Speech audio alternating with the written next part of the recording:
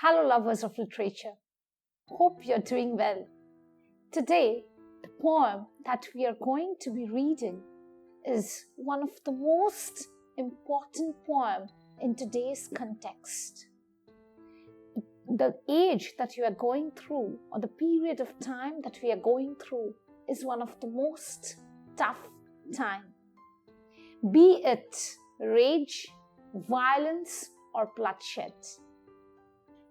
So we have this poem that is written by one of the most prolific writers in the Romantics, who is considered to be one of the most versatile artists during his period of time, that is Robert Southey. After Blenheim is what we are going to discuss today, which is one of the best written anti-war poems, centered around one of the major battles of 18th century, that's the Battle of Blenheim. It is written in 1796 and in the form of a ballad. What is a ballad? It is, of course, a song or a short narrative that tells of a story of something that is traditional, classical, or popular. So ballad has been seen as a beginning with the wandering minstrels of the medieval Europe. There are different kinds of ballads like murder ballad, sentimental ballad, then of course ballads in stanza that we are going to do today. So the type of poem is a ballad written by one of the most beautiful, prolific writer who survived during the English Romantic period. Predominantly he wrote either in verse or in prose. Just quite like his friend and brother-in-law Samuel Taylor Coleridge, and to some extent like Sir Walter Scott. So he, like most of his fellow romantics, was versatile, but even a degree farther.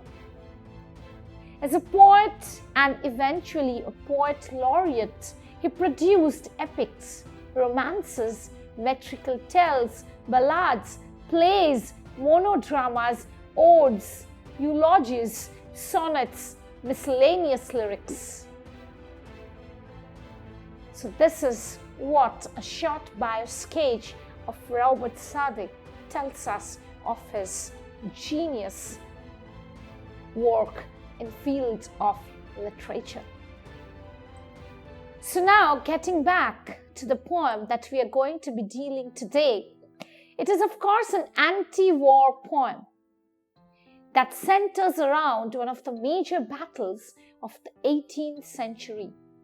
The Battle of Blenheim, written in 1796, based on the War of 1704 of Spanish Succession, in which a coalition of forces, including the English, defeated the Franco-Bavarian army on the land of Blenheim, a small village in the southern Germany, supplies its ingredients.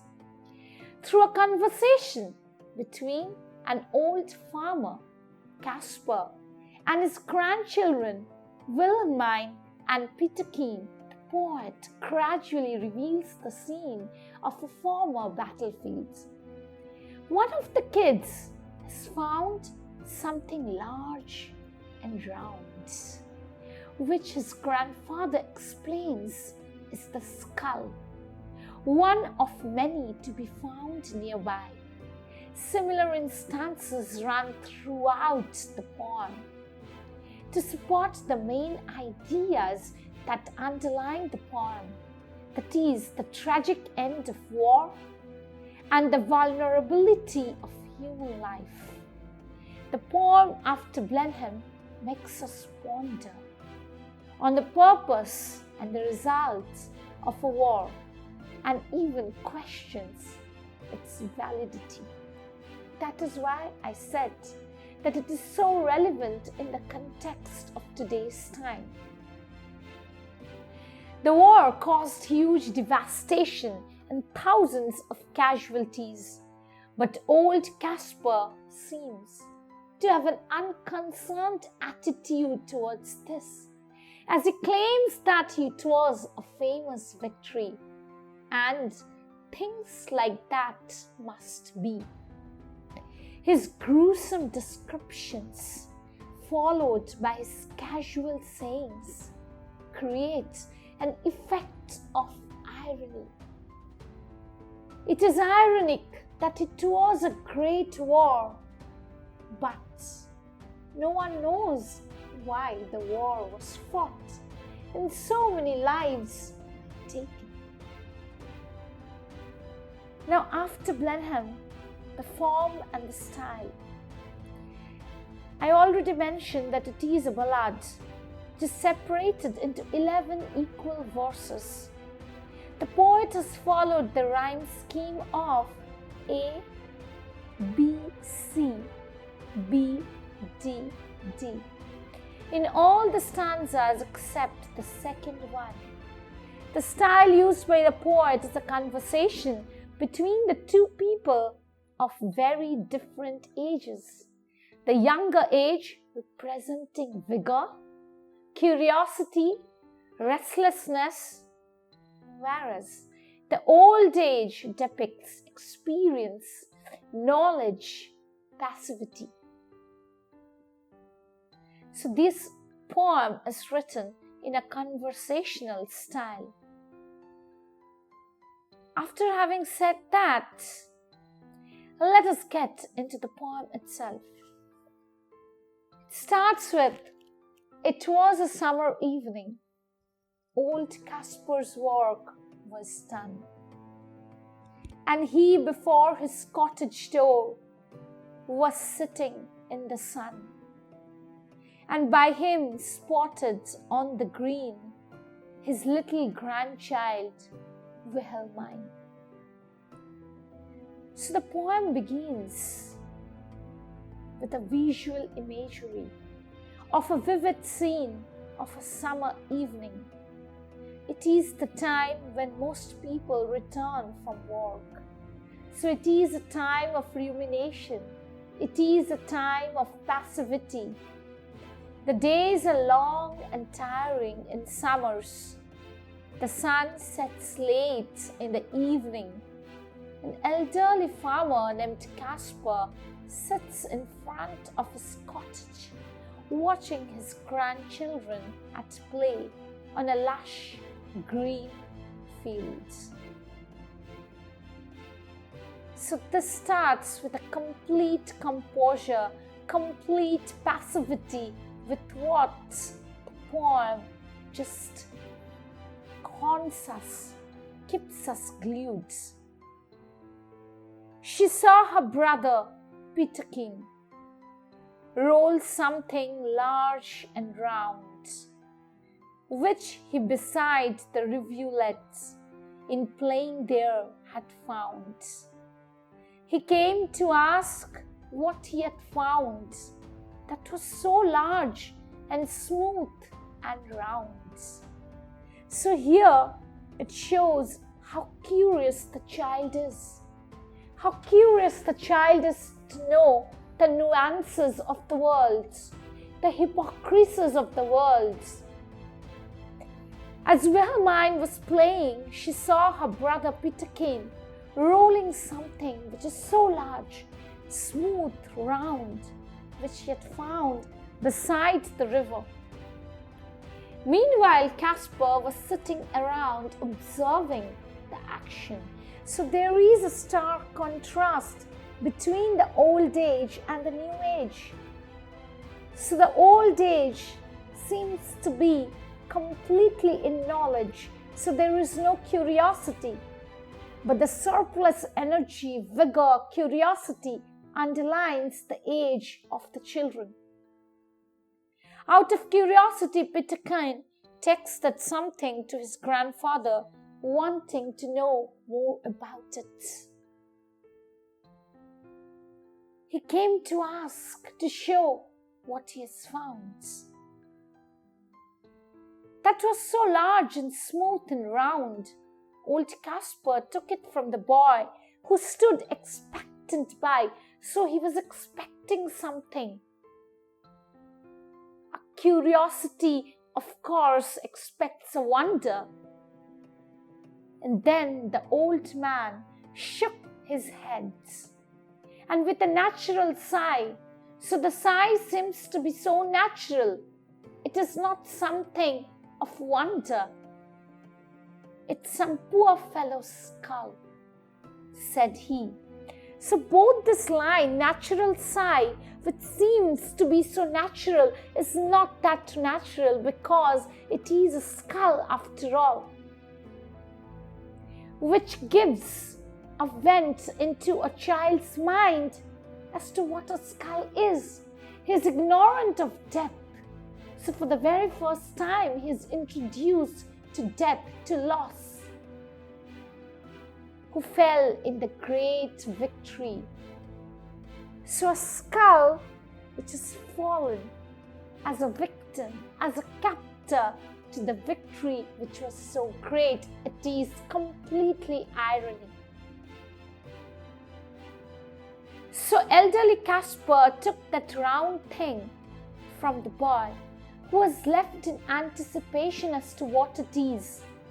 After a brief look at it, the old man shook his head with a sigh, which is natural, and told that it was a skull of some poor fellow who was just a victim.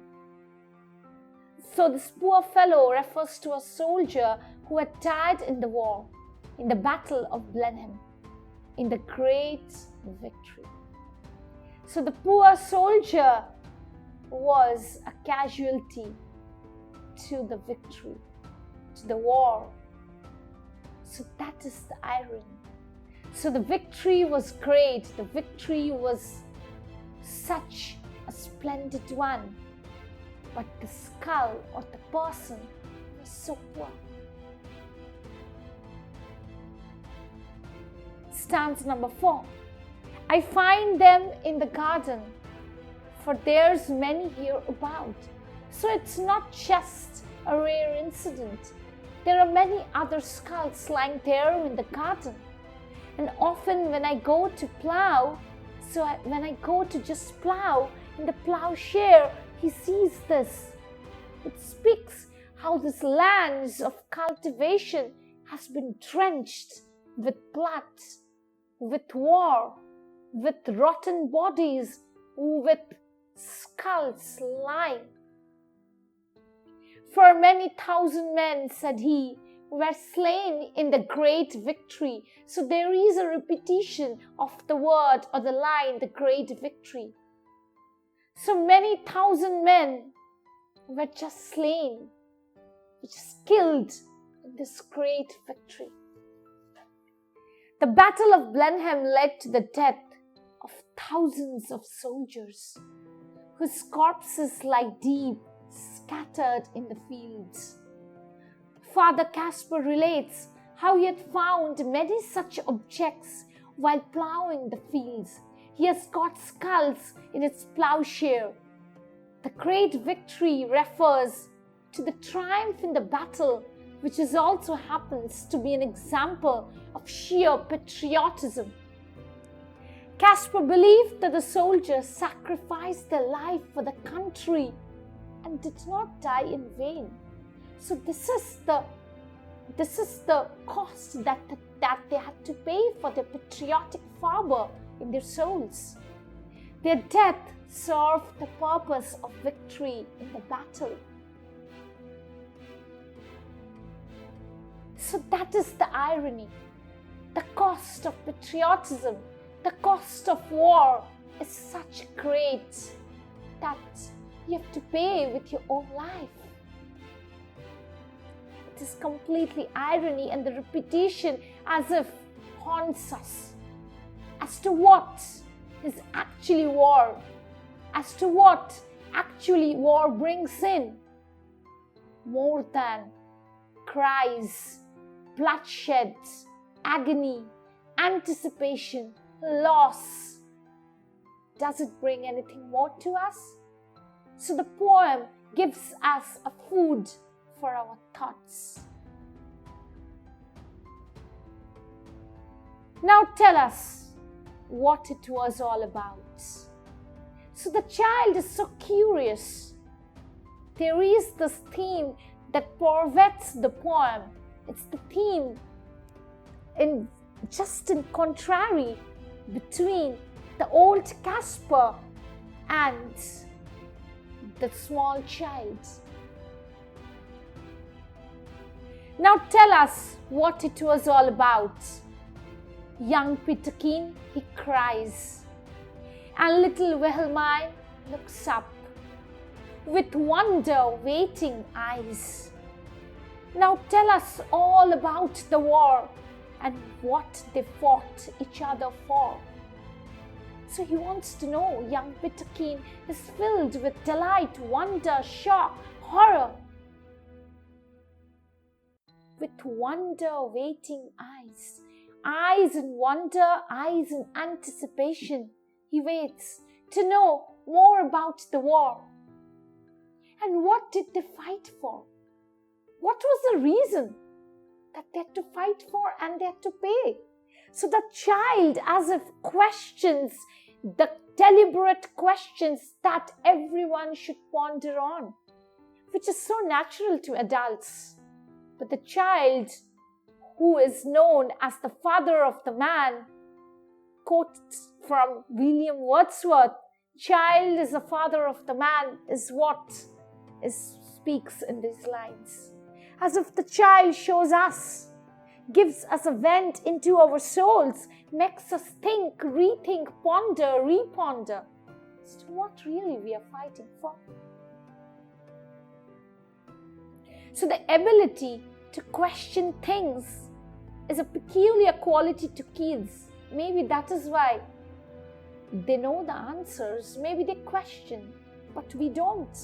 As adults, we have forgotten to be surprised.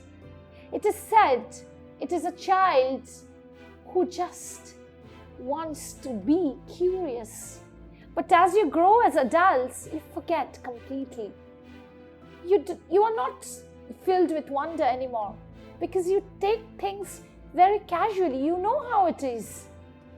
There are so many deaths all around us in this pandemic, but it seems to be natural for us. It's just in remotes, it's just in different TV channels, and we just go through. But for a child, a death is what gets him interested, gets him intrigued. Exactly what Wilhelmine Peterkin does here. So having hearing about the battle, the children were restless to know more about it. For them, the battle seemed to bring thrill, excitement, along with certain amazements. Little Wilhelmine was so curious to know about the war, the reason behind it, that it reflected in her eyes, gleaming for a wonder to unfold. The poet reflects upon the zeal, the enthusiasm associated with young age, the ability to question things, to be filled with wonder, curiosity, is a peculiar quality of kids, which fades away with growing age, just as I mentioned. Now comes the sixth stanza. It was the English, Caspar cried. So history books tells us that the British defeated the Franco-Bavarian army in the Battle of Enemy. So he refers to the history, who put the French to rout. But what they fought each other for, I could not well make out. So the reason is not known. The aim to war is unknown. But everybody said, quoth he, that it was a famous victory. So here is what is suffused in irony. So why we fought? Why was it so significant? We know not. But yeah, everyone reckons it to be a great victory. So here is a reference to the history which tells us that the British defeated the Franco-Bavarian army in the Battle of Blenheim, Caspar tries to answer the questions posed by his grandchildren by telling them this piece of information. The interesting point to note here is he doesn't know the reason behind the war, which is so ironical. In fact, he doesn't try to find it. He remembers what everybody told him. The victory was famous and he repeated it to himself, echoed to himself.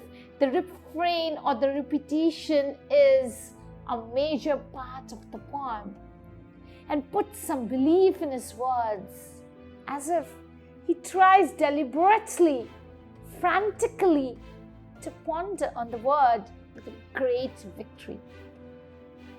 My father lived at Blenheim then, yon little stream hard by. They burnt his dwelling to the ground and he was forced to fly. So with his wife and child he fled, nor had he where to rest his head. Beautiful lines. So this line speaks of the effects of the war. At this juncture of the poem, after Blenheim, Caspar recollects from the past some of the scenarios of the war, which is not pleasant, which is horrific. He begins by remembering his father, who lived in a small village of Blenheim near a river. The French wreaked havoc in the village and burnt homes of several innocent people to the ground. Consequently, the villagers were forced to migrate and search for shelter. So people become homeless to pay for the war. Young Caspar, along with his parents, fled to a different place but could not find a home because of the impending war. People just lie on streets. They live in shelters. They had to roam from one place to another as refugees seeking for rest. Stanza 8. With fire and sword, the country round was wasted far and wide. It talks about how the country stretched like a wasteland, with fire setting the country, with sword that's bloodshed, cutting people's heads. And many a childing mother then, a newborn baby died. So pregnant women were just slaughtered. Babies were just born, completely died. But things like that, irony.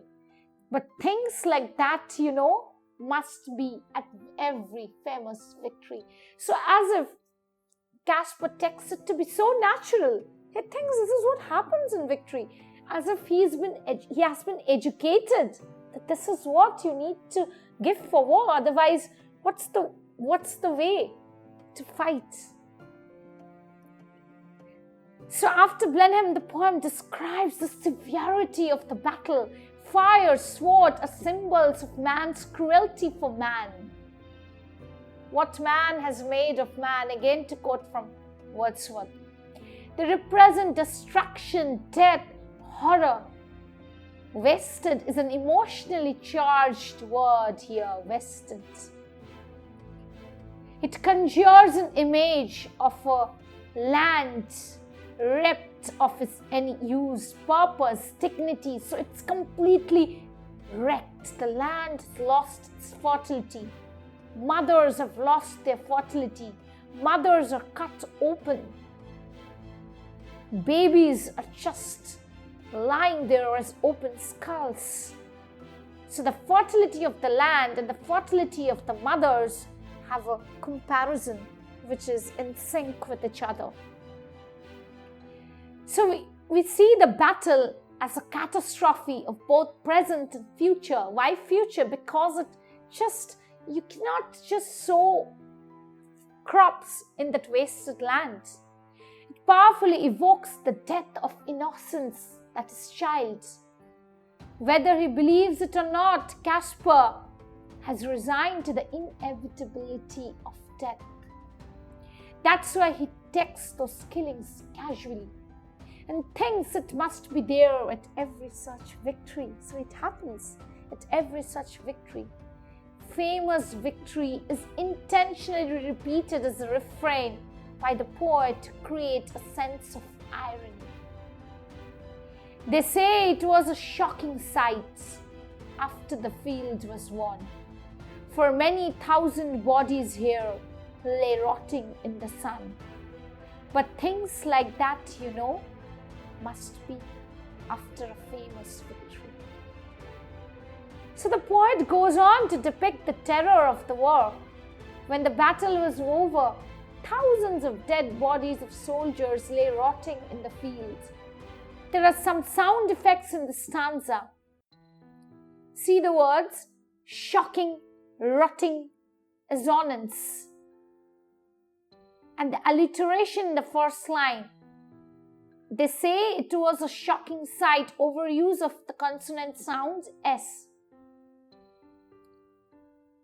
So it gives a horrendous image. Why does the poet uses alliteration and the sound effect as if to haunt us, to shock us even furthermore? The scene of rotting reduces dead men to carrion and emotive, vivid words. It shows how war not only takes away life but also dignity, humanity. So the 1,000 bodies lay rotting in the sun. They're just rotting. They're just left open, rotting in the sun. So it haunts us. They give resonance to the horrendous image of death, destruction. Great praise the Duke of Marlborough owned. The Duke of Marlborough and Prince Eugene represents Britain, who won the battle which lasted for days. So again, reference the history. Here Caspar praises the Duke and the Prince for having defeated the French and bringing glories to the nation. Great praise the Duke of Marlborough owned, and our good Prince Eugene. Why, it was a very wicked thing, said little Will. Confused Wilmine explains war was a wicked thing, so as if he knows or she knows it, and wondered how her grandpa could sing praises of such a bloody war. Great praise the Duke of Marlborough owned, and our good Prince Eugene. Why, it was a very wicked thing, said little Wilhelmine. Nay, nay, my little girl, quoth he. So this is the use of archaism. Nay, nay. Archaism means use of Old English, which makes the modern English a little tougher. So nay, nay and quoth are Old English words. So this is an example of archaism. It was a famous victory. So confused Wilhelmine explained that the war was a wicked thing and wondered how could it be praised. Again, Caspar quotes that it was a famous victory. It is obvious that the old man is hiding all the destruction and agony caused by the war by repeating these two words, famous victory. He seems to be afraid of breaking the romantic ideals of war, so carefully brought up in his mind, as if he doesn't want to reckon, but he believes that for war you need to pay such casualties. And everybody praised the Duke, who this great fight did win, but what good came of it at last? Quoth little Peterkin, why, that I cannot tell, said he, but it was a famous victory. So victory has many fathers, but defeat is an orphan, as it has been said. I repeat, Victory has many fathers, but defeat is an orphan. Staying true to these words, many people praise the Duke for having won the war, and Caspar recalls this with delight. Peterkin then anticipated on the very purpose of the war, as if the children teaches us the lesson. And what did it lead to? What good did it do? But the old man did not have any answers to such questions. All he knew was that it was a famous victory, so he repeats himself. The poet again repeats the line, refrain, but it was a famous victory. This line is an epitome of irony. The war was fought over a trivial dispute, but costed lives of thousands and thousands of soldiers. The only thing inevitable in a war is destruction of life, property. Victory cannot bring back lives which were lost during war. Hence the poet questions the purpose and the need of war through the mouthpiece of these two children, the boy and the girl, the boy Peterkin and the girl Wilhelmine. Thus the poem after Blenheim successfully conveys the message, which is done in a clever, conceited way, that war is futile and the cost of it is too high, which may be avoided. So this is where the thought lies. But he has done quite subtly. He has done so intelligently, not to evoke any harsh feeling. So after having dealt with the poem and the analysis stanza-wise, let us get into the theme of the poem, which is quite important. The theme of the poem, as I have told you, not very descriptively, but yes, I've hinted at. First theme, which is the major one, is man's inhumanity to mankind. War represents the worst form of human behavior. Man's inhumanity to man, under quotes.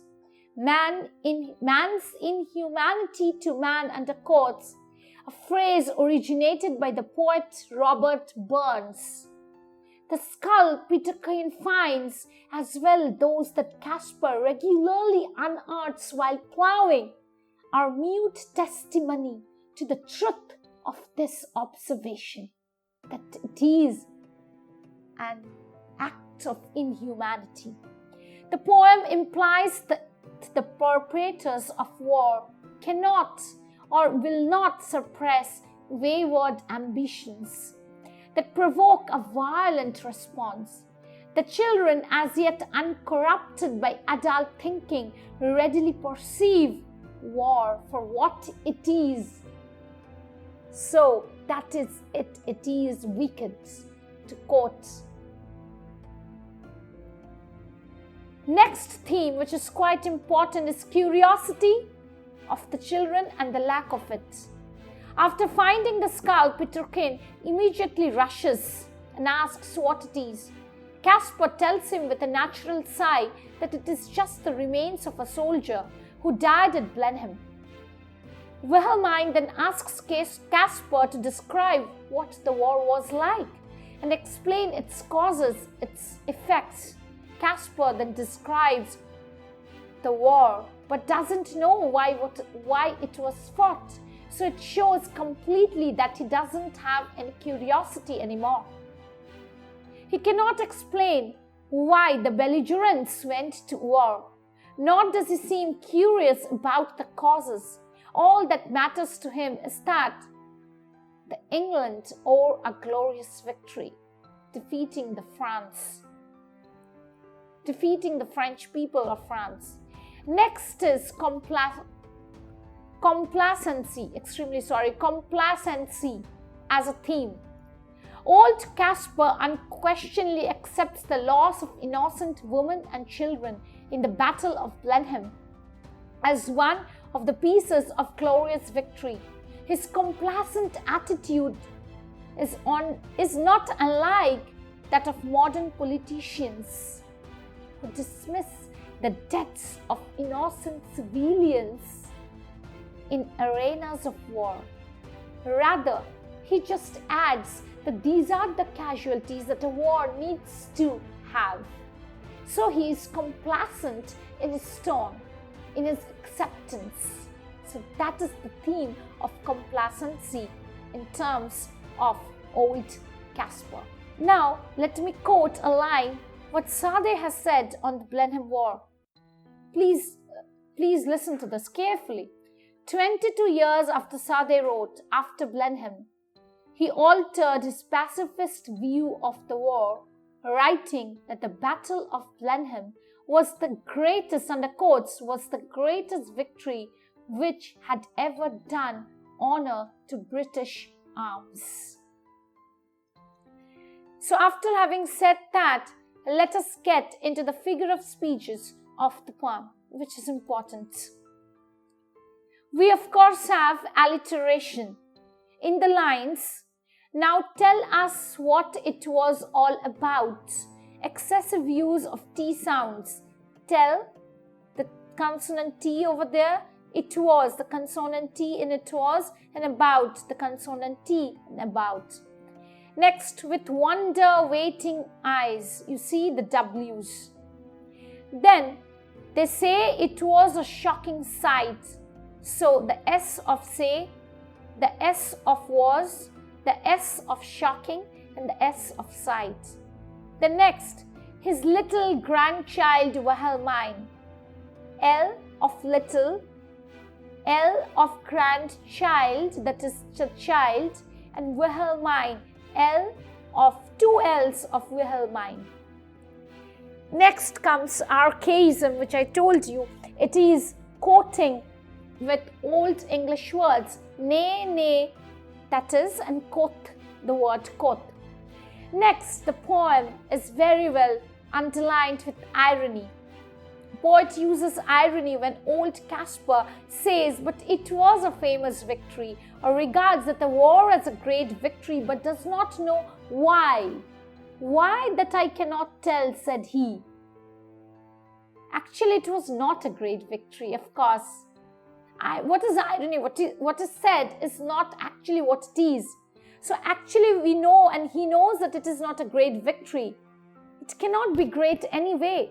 That's all the readers know. But the poet repeats the word famous victory as a phrase to emphasize the irony of people's ignorance of the real nature of war, as if to mock at the idealism or the romantic concepts that people forbear in their hearts for war. We have metonymy as a figure of speech. What is metonymy? It is a part of a whole. This line, and by him spotted on the green. Spotted on the green. Now green refers to the green fields. Green does not refer to the color green, but rather it refers to the grass or the fields that is green in color.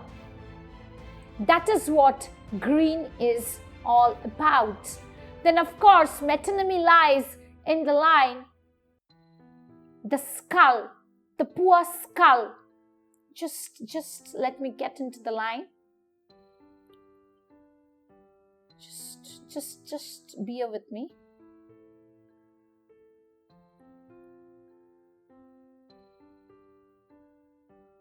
The poor skull.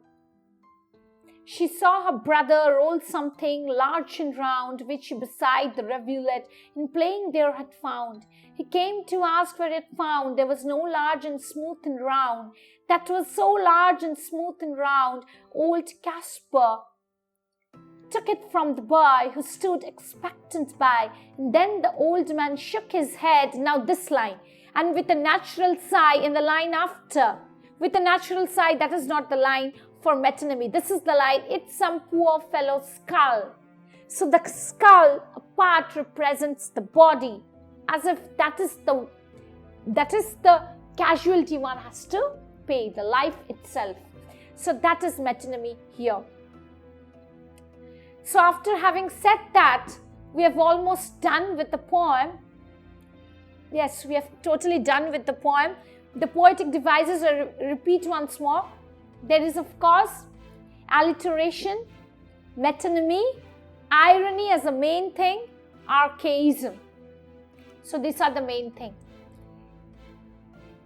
So we have come to the end of the poem and the closure of today's video.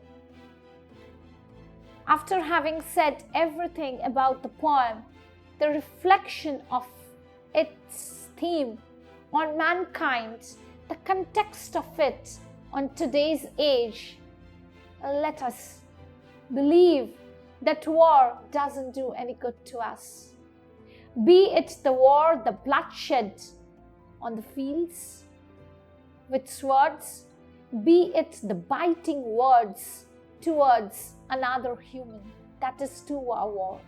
In fact, a greater war. War is to be completely shuddered away, is to be completely thrown away. First, within ourselves. We should be at peace with ourselves. We should be at peace with others.